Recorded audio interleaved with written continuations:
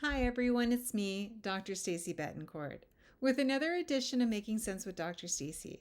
Today we talk about differences. So, unless you have an identical twin, we're all different. However, even identical twins have different sets of fingerprints. So, let me restate emphatically, we're all different. We can think differently, act differently, believe differently, and even respond differently. Does this alone make us wrong or bad? It shouldn't, yet it can. The reality is, we're taught from a very young age to fear things that are different. And we are taught to fear people who are different. And we are also taught to think that people who don't believe the way we believe are wrong. Now consider a key word that I used quite a bit through that brief moment, and that's the word we or phrase we are taught. In other words, to have hatred, to have a lack of acceptance, we must be taught. It isn't something we're born with, so consider that. Now I acknowledge that negative opinions and actions can be traced back generations. Early man learned to fear people and things that were different from them. And that was something a little bit different because when we consider early man, it was all about survival. A misstep could have dreadful results.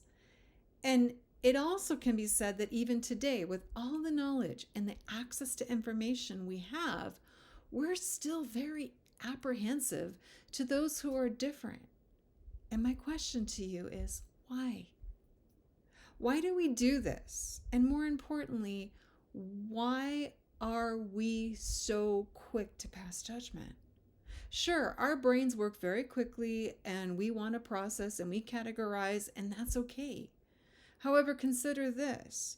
We can do a better job of establishing our mental categories to eliminate judgmental thoughts. Moving through life with a conscious effort to be more accepting, we can actually train our brains to not only be more accepting of others and their differences, but also to approach them with newfound curiosity and respect. Now, why should we do this? Why should we care? And those are fair questions. I ask you, though, to consider this. What if we let judgmental behavior in based on closed-minded actions of habit? When we do that, we rob ourselves the potential of joy that comes with every new encounter and realize that every stranger is the potential to become a friend. Now, is that alone a reason to be open-minded? Well, maybe, but it's also essential to accept the differences that we all share.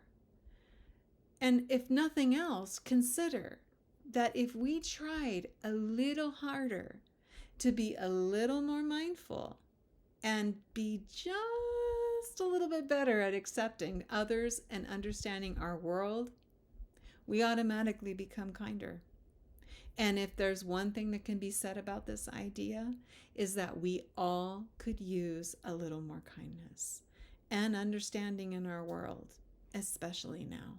So that's why I tell you every week, treat yourself with grace. Treat others with grace. We don't know the journey that others are on. And the idea is even if the desired outcomes are the same, your journey to get there is going to be different from someone else's, and that doesn't make them more right than you or you more right than them. It's just different. So, for now, have a great week. Take care of yourselves, take care of others, and give it a try. And let me know what you think. Drop it in the comments below. Share, like, post. I love the interactions, and that's it. For this week's edition of Making Sense with Dr. Stacy, I wish you all the best. Take care, and I will be back next week.